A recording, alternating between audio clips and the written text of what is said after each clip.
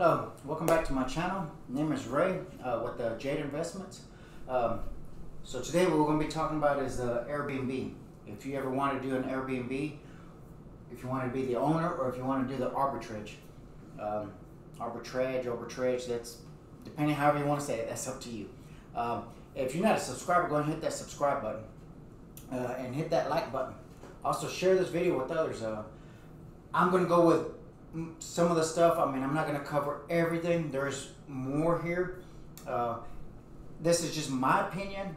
It's going to be up to you which way you want to decide on which route you want to take. If you want to do the arbitrage or if you want to be the owner with Airbnb. In other words, you want to purchase your own property and then Airbnb it, which I have some, and it works out better this way than this, as I said, in my opinion. But it's up to you. So let's go ahead and go straight down. And if, like I said, if you want to subscribe, go ahead and hit that subscribe button. And what I do is I'll teach you how to purchase your own properties with little money or no money down. There's different methods to do it. So you can even go through my videos and see for yourself. I showed how to do a HELOC, how to use your HELOC to purchase multiple properties. So here we go. Let's go ahead and get started. As the owner, here's the pros. You have total control. I mean, you have total control of the property, what you want to do with the property. No one can tell you what to do with it except for the city codes, if you have city codes for certain things. Other than that, you have total control what you want to do with it. You can refinance it. You can also pull a loan on it by refinancing it. HELOC, you can do different methods. A HELOC may not work unless you live in it. That's the deal with the HELOC. You have to live in that property in order to pull that money out. But you can refinance it, get a lower payment, or if you need to refinance it to pull funds out of it, as for instance an emergency. Since this COVID stuff, this nonsense that's going on right now, if you need the money, you can always refinance it, pull funds out in an emergency. For instance, if you got laid off, if your spouse got laid off, or whatever you need it for, you can always pull money out. This is the benefits of having your own property, of being the owner. You can sell it. If it comes down to it, you can sell the property and just get it out of the way and get it out of under you, so you're not responsible for it anymore. Another pro is tax breaks. As you being the owner of the property, you have lots of tax breaks. Depreciation, appreciation. There's so many tax breaks that you get from funds that are coming in. You have a lower monthly payment than the rent. Your mortgage is going to be lower than any rent. For instance, over here in Arbitrage, you're gonna, I'll show you here in a second. So your rent, your mortgage is going to be lower monthly payments. And your investment, your property is going to increase in value.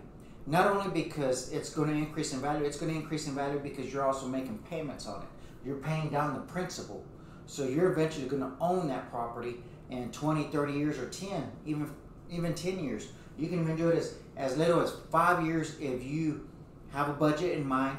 If you have other properties, you can attack this property, pay that one off, attack your other property and pay it off, and so on. So here are the pros on this one.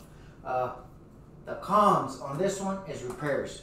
You are responsible for every repair on it since you are the owner. Whether it's plumbing, electrical, whatever it is, you are responsible for the air conditioner, stuff like that. The cons is you're going to need 20-25% down, unless you do a FHA loan, but then you're going to have to move into that house, and you're also going to do Airbnb, so whenever you're not there, you can do the Airbnb.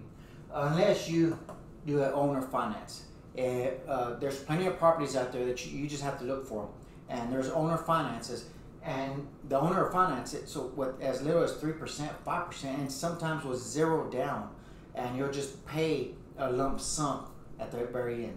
So these are the benefits, and this is the cons. Of course, it's not very many. You have more benefits on this one as the owner. And let's go to the arbitrage. Here now we're talking about this one. This one is, of course, you have no money down. You have no money down except for the rent and the deposit. Say it's $1,200, $1,500, whatever the rent is, it's $1,500 plus the deposit is possibly $1,500. So, and I've seen some as high as $2,000 a month on rent. Here, you're not going to have your mortgage that high. Not even at $1,500 or $1,200. depending on how expensive the home is. But again, you're looking at investment properties. You're not looking at your forever home. I have another video for that. So like, as I said, you can go through my YouTube videos and just go down and see all my investment videos, because I do engine building videos as well, mechanic, stuff like that, so you can have an additional income. As I said, there's other videos for all that. On this one, you're not responsible for repairs, so that's a plus. If the sink messes up, you got leaks, air conditioner, you're not responsible for it. The owner is. So that's a plus. As you see, there's only two here because this one goes with this one. No money down. Here's your cons. You have limited control. You have no control over that property. If that owner decides, you know what, we're done, I don't want you to Airbnb it anymore, we're finished, he pulls a contract, sure, you can go try to sue him, but you're not going to sue him, and I'll tell you why. The reason you're not going to sue him, because if you had the money to sue somebody, if you have money to sue the owner, then you would have money to put down on it. So I know some people say, well, I'm going to sue him.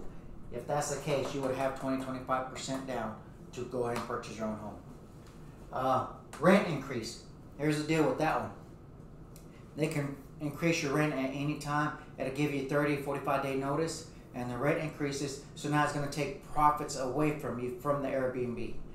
There's nothing you can do about it because you do have a contract with them. If they do a lease agreement for a year, and of course you're going to say, well, then they can't say they want to pull the Airbnb and not have me do the Airbnb anymore. Just give me a second, we'll get there. Deposit.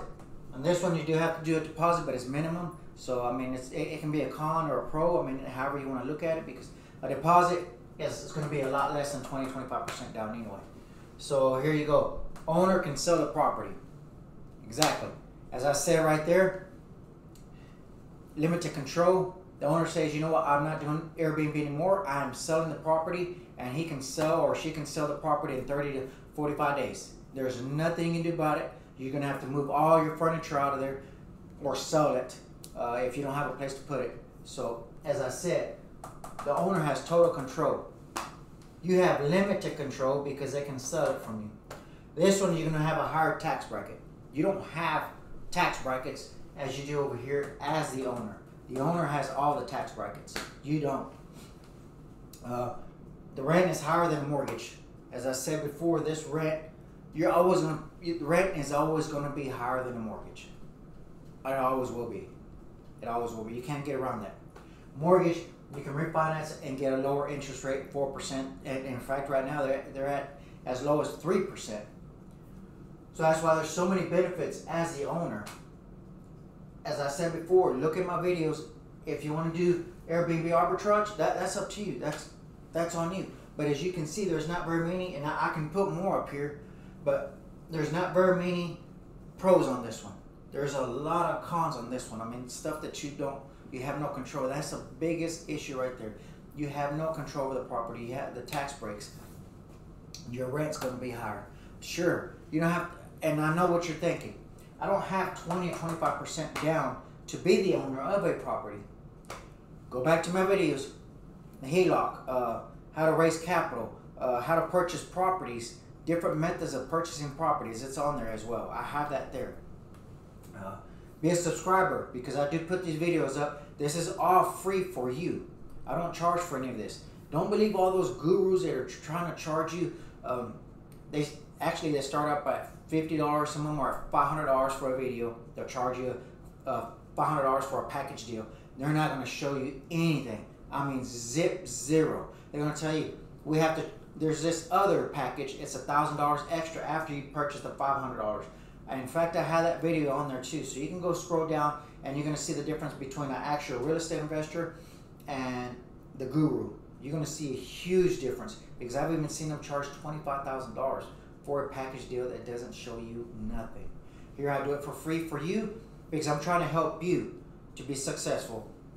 I'm trying to help you go out there and make a 7-figure income, 6-figure income, however you want to look at it, whatever you want. But it does take multiple streams of income. That's why I teach mechanics, engine building, I teach real estate. That's why I have properties. I have rental properties, Airbnb properties. Airbnb properties make the most income.